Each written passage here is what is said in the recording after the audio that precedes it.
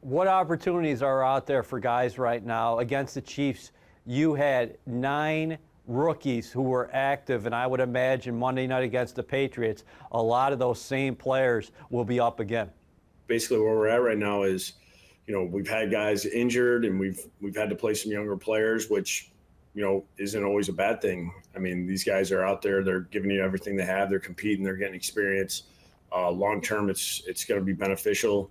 You're going to have to go through some growing pains. You're going to have to go through some moments where, guys just they don't understand. They don't understand, some of the situational stuff, and you got to keep teaching them. And you're trying to expedite that process as much as possible. And unfortunately, occasionally, guys have to learn in real time, and they make mistakes, and it hurts you. You want more plays in more explosion plays in the passing game, and Denzel Mims gave it to you guys last week against the Chiefs. Can you take me through this play down the sideline and not only what Denzel is doing here, but what your quarterback Sam Darnold is doing?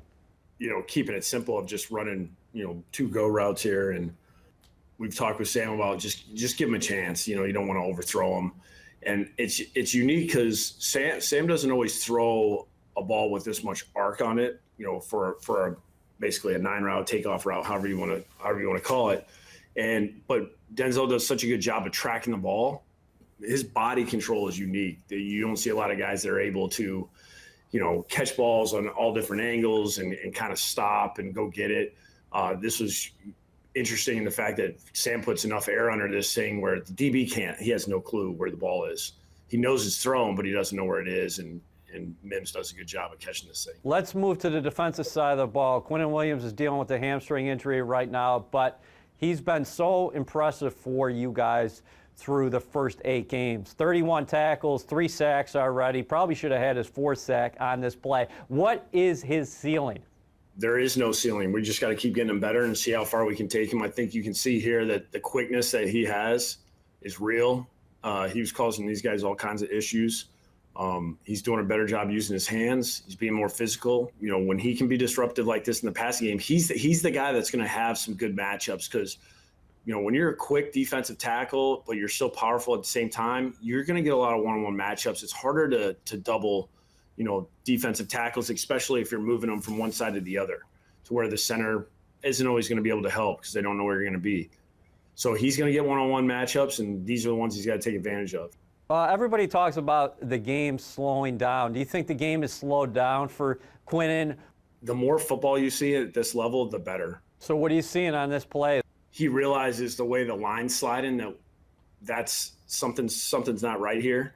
And O-linemen aren't really going to let somebody just go free on the quarterback here. So just kind of realizing that and then coming flat down the line of scrimmage. Then he does a great job. This is a great burst here to show how he can close. And then a great job wrapping up. So knocking on wood, you guys won't have him out of the lineup for too long. Let's talk about your secondary.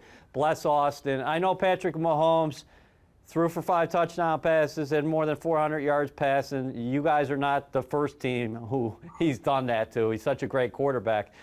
I know you also want to tackle better in the secondary. I thought Bless Austin made a number of very impressive stops. Something that Bless has been impressive with since he's actually started playing for us is he wants to mix it up. He likes being physical. He likes blitzing. He wants to be involved in the physical part of the game. He wants to finish every play. He plays angry, and he does a good job on 3rd down. This is where a lot of times you get these one-on-one matchups, and when you get a 3rd and 5, 3rd and 6 here, and teams throw shorter. I mean, this is a big tackle right here because he misses this tackle. I mean, there's a lot of green grass here. This is why you have to be a good tackler in the secondary because, a guy might catch the ball short of the sticks. If you don't tackle him, he's going to get the first, and this is a good job of making sure this guy doesn't get any more yards. What's the challenge for the secondary this week against a Patriots team who attacks you completely differently? This is a game right up Bless Austin's alley. It's going to be playing in a phone booth, and he likes fighting. Yeah, absolutely. I mean, I think the biggest challenge that we're going to have is Cam. Is when guys haven't played Cam before, they don't realize how big he is, how strong he is, that he's faster than what you realize. Because when he does get open, when he gets green grass, now he can go. The problem is he has to play in a phone booth quite a bit himself, and the times that I've seen him get in the open field, it becomes an issue. Adam, Cam Newton has rushed for more first downs by a quarterback in NFL history. Yeah, I mean, he's done a lot over his career. Obviously, he's won a lot of football games. He's put his team in position to, compete and be in the playoffs, being to a Super Bowl. He's a very difficult player to defend because he can throw it. He can throw it down the field, intermediate, short. The run game with him being able to do all the zone read stuff, you get this guy on a safety, there's going to be issues. Zone read means what for the guys on the outside? It depends what they're trying to do. Sometimes what they're going to do here is these guys are really responsible for blocking here. You'll see a lot of times where it's almost the RPO type. It's a zone read with an RPO where, hey, maybe he's running a bubble and he's blocking, or he's running a slant in a bubble, and they're ended up reading to one of the linebackers. And, if that guy drops, they hand it off, or the quarterback runs it. There's just a lot of things you can do off of these quarterback runs that are problematic. In this situation here, you have, the fullback basically coming out here blocking the safety. They're booking Jerry Hughes here. So he's reading him. If he slides out, he pulls it and goes. If he collapses down on Cam, he hands it off, and now he's got a lead blocker here. So this is very problematic for the defense. There's a lot of different looks that you can get. There's a lot of different guys that can, go unblocked. When you start playing a team and they're making decisions of, all right, hey, that's the guy and we're not going to block. And then they say it's the D tackle, and they don't block him, and they're reading that guy. There's so many things that everybody has to be prepared for when you're playing a team like this. They seem to be so fundamentally sound, especially up front. You saw last week, guys were getting their pads down and hat on a hat. Yeah, this is one of those ones that, once again, this is problematic because down here, what a lot of teams are doing is they're playing man-to-man. And what they're doing here is they're motioning the halfback out here, which is going to pull another defender out, and now they're going to end up running the ball with the quarterback. So when you do this, you have enough blockers for the run that you're calling here. Where normally if this was the running back that's doing this, one of the free guys would be the guy that the quarterback is responsible for the quarterback. So you got a free guy. So in this case here, they're pulling this dude out of here. Now when they're going to block this, you can see they got a guy for a guy. This guy's going to come around for him. There's no one to take care of the quarterback. That's why you have a walk-in like that. There's just not enough guys compared to the run. If this play doesn't happen, the Patriots probably win that game in Buffalo. Yeah, I mean, they're down by 3 here with 37 seconds left. I mean, this is a huge play in the game. This is a similar thought process for them. It's a different play. They're doing it different. So really, this is like you see us running those like toss cracks. It's the same thing. They're cracking here. He's leading on this thing. But instead of tossing to the halfback, it's the quarterback that's going to run it.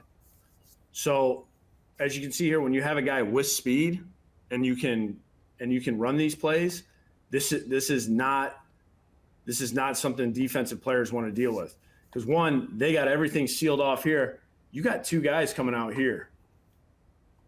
They handle him, and they got a guy to handle him. And once again, the quarterback's looking to run off a 31 back here. This is one thing that we have to do a great job of is, and you see it right here, a quarterback being an unusual ball carrier. Okay, a lot of times that when he scrambles, he knows where everybody's coming from. He can protect the football. Sometimes as a runner, what guys forget is the pursuit comes, right? And then you have ball leverage like this where the ball's on the inside arm, okay, and you don't have it in the right arm where it should be on the other side of your body. Now these guys come in here and they knock the ball out. Next thing you know, ball's on the ground, you turn it over. This is why you keep playing. You look to force turnovers. When a team's run the ball on you, this is the best way to make it happen. When the quarterback runs the ball, you get the ball out. The Patriots are dealing with some injuries. Julian Edelman, we'll have to see if he's in the lineup. Last week, it was Jacoby Myers who was making a difference in the pass game. All this run stuff, run success, I believe, has to set you up for some good situations, play action. Well, you just watch the linebackers and the safety. You watch these guys right here. So you can see here, I mean, they're almost at the line of scrimmage, right? They realize it's pass, but you know, when you're playing zone like this, you don't always see where everybody's coming from. They're coming, they sneak behind the linebacker, and there's a big window right here, and you'll see it from the end zone. So right here, you can see you're doing this. That's a lot of green grass right there. And you just want to throw that ball in that little hole as soon as you see it. You want to try to keep this guy on the move so he can keep running. You mentioned it before. As we look ahead to tomorrow night, Jets, Patriots, it's strength versus strength. They run it well. You guys have stopped the run well. Yeah, I mean, that's gonna be the test. I mean, we're gonna have to do a good job against their run game. We got to, you know, avoid giving up explosive plays, and then we have to be disciplined in the play action passing game and make sure that we keep everything in front of us.